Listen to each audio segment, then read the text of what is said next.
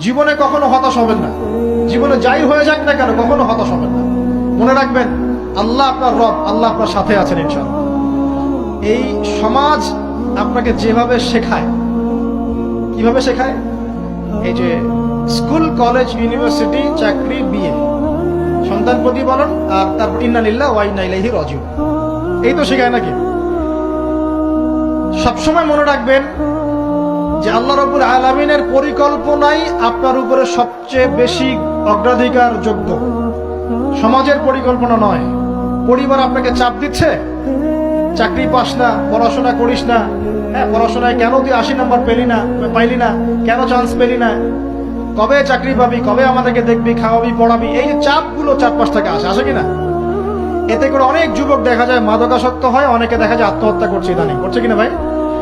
এই শব্দটা থেকে আমি এই পয়েন্টটা আজকে লিখেছিলাম যে ভুলেও আল্লাহর প্রতি বিশ্বাস এবং তাওয়াক্কুল হারাবেন না। সমাজ যেভাবে শেখায়, সমাজ চারপাশে যে চাপ আপনাকে দিচ্ছে, এই চাপে নিজে গা ভাসিয়ে দিবেন না।